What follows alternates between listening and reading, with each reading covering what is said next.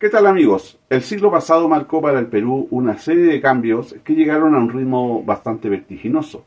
Muchos de ellos ocurrieron principalmente en temas de economía y política, donde los diferentes regímenes que pugnaban por el poder lograron imponerse uno tras otro con el paso del tiempo e implementar diversas medidas, algunas con menos éxito que otras. En tal sentido, vale mencionar que uno de los gobiernos más recordados en el Perú es posiblemente el del general Juan Velasco Alvarado, militar que estuvo en el poder durante 7 años, tiempo más que suficiente para realizar algunos cambios como la reforma agraria, odiada por muchos, amada por otros, pero que, sin duda, marcó un hito en la historia moderna de este país. Lo cierto es que, además de lo mencionado, el general tuvo también otras ambiciones, tal como un plan para invadir Chile, que llevó al Perú a una carrera armamentística sin precedentes. Cuando el general Juan Velasco Alvarado tomó el poder, lo hizo mediante un golpe de Estado perpetrado en contra del presidente constitucional de aquel entonces, Fernando Belaúnde Terry, la madrugada del 3 de octubre de 1968, fecha en que las Fuerzas Armadas se alzaron con el sillón presidencial durante varios años, imponiendo un modelo nacionalista que se alejaba de los tradicionalismos. Esta nueva dictadura militar, encabezada en su primera fase por el general Velasco, aplicó una amplia variedad de medidas y manejaba una línea de pensamiento bastante patriótica. En ese sentido, y para comprender mejor la idea de una invasión contra Chile, es necesario remontarse a las épocas de la Guerra del Pacífico. No basta con decir someramente que Perú perdió la guerra, ya que los resultados fueron devastadores, como suelen ser en todo conflicto bélico. No solo a nivel de pérdidas humanas y materiales, sino también a una dimensión ligada al honor. Perú perdió una parte de su territorio para siempre y con él una gran riqueza en recursos.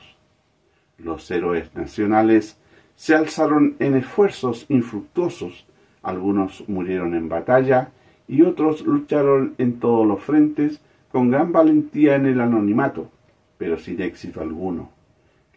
La guerra cada vez golpeaba con más furia la maltrecha moral de los peruanos y pronto llegaría la inevitable invasión a Lima, la ciudad de los reyes, que guardaba la belleza heredada del virreinato. Pese a esto, el conflicto llegó a su fin, pero las profundas heridas que quedaron en la memoria colectiva no fueron tan fáciles de borrar.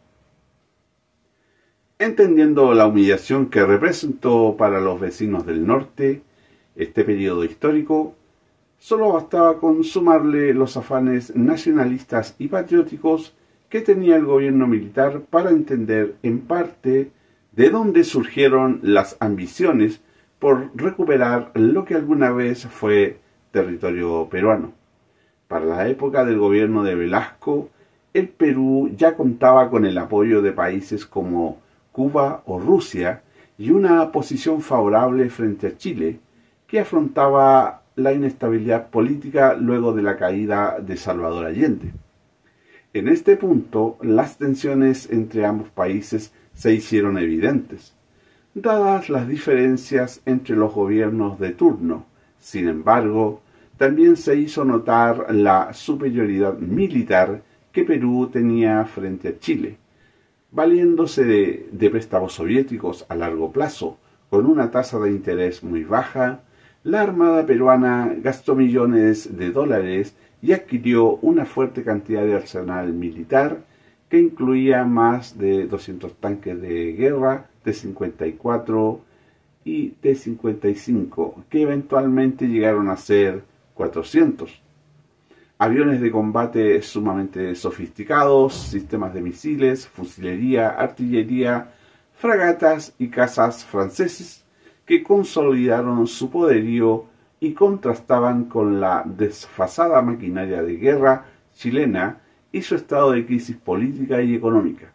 Por primera vez, Perú estaba mejor preparado para dar pelea y tal vez recuperar lo que se había perdido en el pasado. Por esta razón, el general Velasco y su grupo de militares consideraron ese como el mejor momento para realizar una invasión que no solo pasaría por la recuperación del territorio, sino que también se proponía llegar hasta Santiago e incluso se le entregaría Antofagasta a Bolivia. La estrategia era tan detallada que se habían planteado muy bien los espacios donde la batalla sería más cruenta y las rutas de ingreso a Chile abarcarían incluso pasos por Bolivia.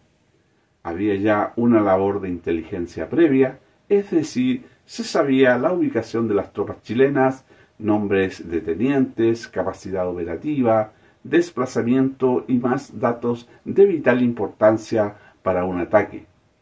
Para coronar el asunto, se fijó también una fecha o día D para la invasión, que sería el 6 de agosto de 1975. Este secreto a voces pesaba sobre el gobierno chileno a cargo de Pinochet, cuyo prestigio internacional estaba bastante desgastado por las organizaciones de derechos humanos. Era más que evidente que este proceso de rearme sin precedentes en Perú estaba destinado a librar una revancha histórica que tomaba Chile en su peor momento. Los batallones de infantería y artillería se encontraban peligrosamente en el sur, dando el aviso de guerra sin decir una palabra. Asimismo, las armas adquiridas por el gobierno eran todas ofensivas, lo que hacía pensar en una agresión más pronto que tarde. Con la caída de Salvador Allende, quien compartía afinidad con Velasco, con quien incluso se nombraban por sus apodos cuando conversaban, el Chino y el Chicho, ya no quedaba un solo vínculo entre ambos países que hiciera las veces de conciliador. La guerra era inminente. En ese contexto llovía sobre mojado en Chile. Sin embargo, se tomaron algunas decisiones según relata la revista ¿Qué pasa?, en su reportaje Los años que remecieron a Chile. Se aumentaron 2 años en el servicio militar y se duplicó el gasto en defensa. Cientos de hombres fueron a acampar al desierto esperando la guerra durante meses. El esfuerzo fue enorme y la movilización masiva. Se hicieron viajes constantes a Europa en búsqueda de armamento, muy difícil de conseguir debido a la mala posición chilena que iba perdiendo la carrera armamentista contra Perú y se vio obligada a recurrir a traficantes internacionales que muchas veces vendían el implemento bélico sin garantías o controles de calidad. Teníamos la certeza de que, si podía, Velasco Alvarado iba a agredir. Faltaba solo la chispa, cualquier detalle, cualquier roce para desencadenar el conflicto. Precisó para el reportaje de la revista ¿Qué pasa?, el general Jorge Daulin, comandante del regimiento Rancagua, con asiento en Arica en 1975. Así, pensar en la defensa para Chile era vital, especialmente proteger la zona de Arica, pese a que tanto Perú como Chile hicieron gastos sin precedentes en una carrera armamentística que duró un par de años. El fantasma de la guerra, que fue el sueño de Velasco, desapareció para siempre. Es entonces cuando surge la evidente pregunta: ¿por qué no invadió Perú a Chile? La respuesta podría encontrarse en la figura de Velasco. El general mantuvo por mucho tiempo el país bajo un relativo control. Sin embargo, su salud se vio resquebrajada paulatinamente al punto en que se le tuvo que amputar una pierna debido a un aneurisma, según detalla la prensa chilena. Esto lo volvió más paranoico, desconfiado e impredecible, pero lo cierto es que el sólido régimen tan necesario para iniciar un conflicto de esta naturaleza empezó a resquebrajarse poco a poco, y con él también el poder político del dictador.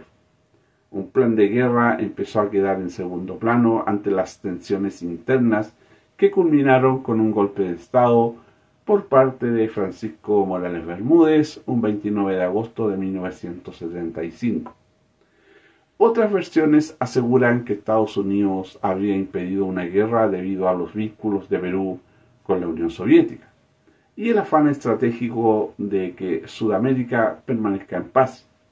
Recordemos que hay una conversación registrada entre Pinochet y Kissinger, donde el general le consulta al secretario de Estado norteamericano cuál sería la posición de su país en caso de que el conflicto se desate. Por otra parte, la Marina chilena afirmaba que las malas relaciones de Velasco con la fuerza naval de su país habrían ralentizado su rearme, que fue mucho menos agresivo en comparación con las otras entidades castrenses, pese a que el ataque se daría por aire, mar y tierra. Lo cierto es que el plan existió y no se trata de un simple mito. Bien lo relató para la cadena peruana RPP el historiador Hugo Neira, quien habría hablado con Velasco antes de su muerte en 1977. Le pregunté si preparaba la guerra con Chile. Me dijo: mira, hijo, tienes que entender que a estos chilenos nunca más los vamos a encontrar en la situación que están. Por primera vez tenemos mejores aviones, tanques, y habíamos estudiado un ataque como el de los israelíes en el Sinaí. Los habríamos agarrado con los pantalones abajo. Fue la respuesta del otrora dictador en su momento, dejando en evidencia que vivió convencido de que Perú pudo haber tenido una revancha que le diera al fin un cierre a las entonces heridas abiertas de la Guerra del Pacífico. Bien, amigos, hasta acá el video. Gracias por su atención. Si te interesan estos temas, puedes dar like y suscribirte. Hasta pronto.